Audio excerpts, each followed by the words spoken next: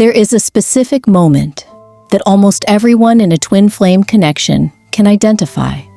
Not the first conversation, not the first meeting necessarily, but a specific moment in which something shifted, in which the ordinary process of getting to know another person was bypassed entirely and replaced by something that felt like recognition. Not learning, recognition, as though you were not encountering someone new, but recovering something that had always been known. The feeling was immediate. It arrived before there was sufficient evidence to justify it, and it carried a quality of certainty that your ordinary perceptual life rarely produces. This video is about what that moment actually was, not to diminish it, but to follow it somewhere more useful than the explanation you may have been given, because that recognition was real, and it was also, in a specific and mappable sense, about you. Let us stay with the phenomenology of that recognition before we examine its structure. When it arrived, it had several qualities that are worth naming precisely. The first was immediacy. There was no gradual warming, no accumulation of evidence leading to a conclusion. The sense of knowing was present almost from the beginning, and it felt more like remembering than discovering. The second quality was completeness. You felt you understood something essential about this person before you had the information to justify that understanding.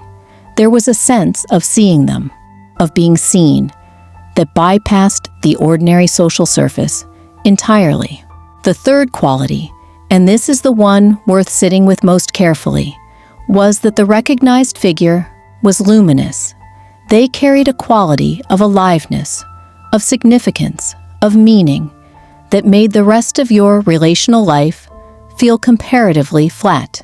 Other people did not produce this. Other connections, however warm or genuine, did not have this particular charge. Now here is the question worth asking slowly. When you try to describe what you recognized in them, what are you actually describing? Most people, when they slow down and examine this, find that what they recognized was not specific facts about the person. It was not their history, or their particular way of thinking, or the texture of their daily life. What they recognized was something more like a quality, an essence, a way of being that seemed to resonate with something interior and nameless in themselves. The recognition was real, but notice that what was being recognized was something that lived as much inside you as it did in them. That observation is not a diminishment. It is the beginning of a more precise understanding of what actually happened. Carl Jung proposed that the human unconscious carries a set of interior figures that exert an organizing influence on the psyche far beyond what most people recognize. Among the most significant of these are what he called the anima and the animus. These are not simply feminine and masculine principles in the generic sense that contemporary spiritual language tends to use them.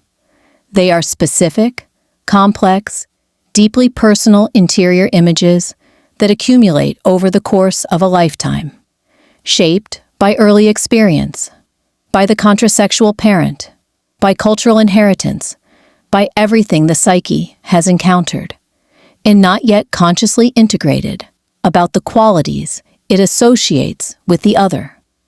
The anima in a person who identifies as male and the animus in a person who identifies as female carry an extraordinary amount of projective charge. They represent qualities that the ego has not integrated, qualities that feel both deeply attractive and somehow dangerous, familiar, and yet not fully owned. And the psyche, with remarkable efficiency, will cast these interior figures onto real people.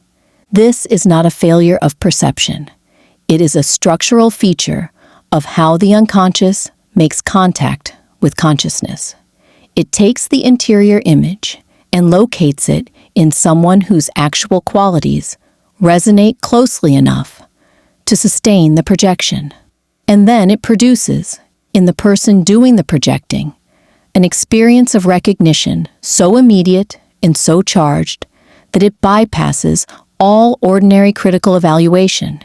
This is what Jung called falling in love, not in the dismissive sense, but in the precise sense. The falling quality is accurate. There is a loss of ordinary perceptual footing. The projected image takes over the perception of the actual person, and what you are relating to, at least initially, is not entirely them. It is the interior figure wearing their face.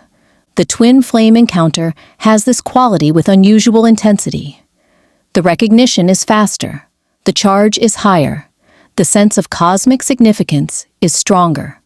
And from a Jungian perspective, this suggests not that the connection is more real than ordinary connection, but that the projective charge is more powerful, that the anima or animus figure being projected is carrying more accumulated psychological significance than usual. Now, Jung identified a process he considered essential to genuine psychological maturity. He called it the withdrawal of projection. The withdrawal of projection is not a voluntary act. It is not something you decide to do. It happens when the actual person, through their ordinary human limitations and contradictions and failures to match the projected image, begins to resist the projection.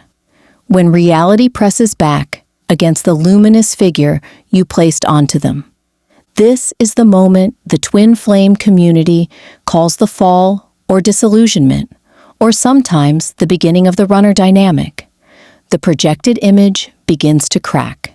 The person reveals themselves to be more ordinary, more contradictory, more genuinely themselves, and less like the figure of recognition than the initial encounter suggested. And the pain of this is specific. It is not only the pain of disappointment in another person, it is the pain of losing the certainty that comes with projection. Because, while the projection was intact, you had access to a quality of meaning and aliveness and recognition that felt like the most real thing you had ever experienced. When the projection cracks, that quality does not simply transfer to the actual person. It retreats. It goes back inside. And what it leaves behind is the actual person, who may be wonderful and significant in their own right, but who is no longer wearing the luminous image of the interior figure. Jung was explicit about what this moment requires. The withdrawal of projection is not the end of the connection. It is the beginning of the possibility of genuine encounter. Because genuine encounter can only happen between two actual people. As long as one person is largely relating to a projected image, the other person is not fully seen. They are a screen. The withdrawal of projection is painful precisely because it is real. It is the psyche insisting on contact with actuality rather than with its own reflection.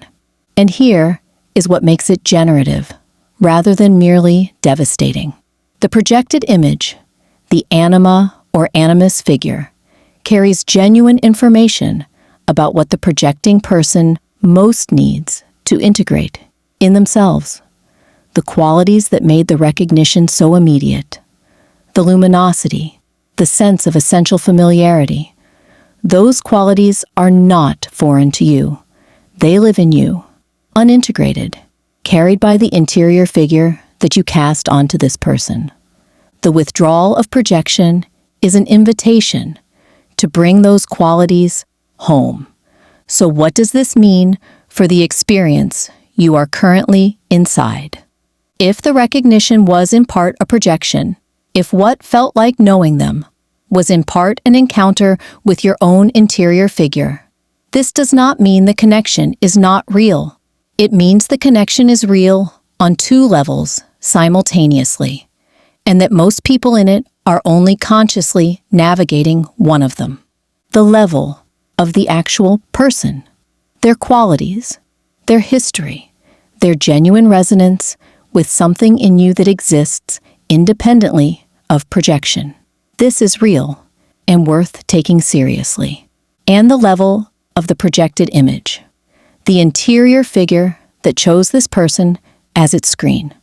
This is also real and worth taking far more seriously than the twin flame framework typically encourages.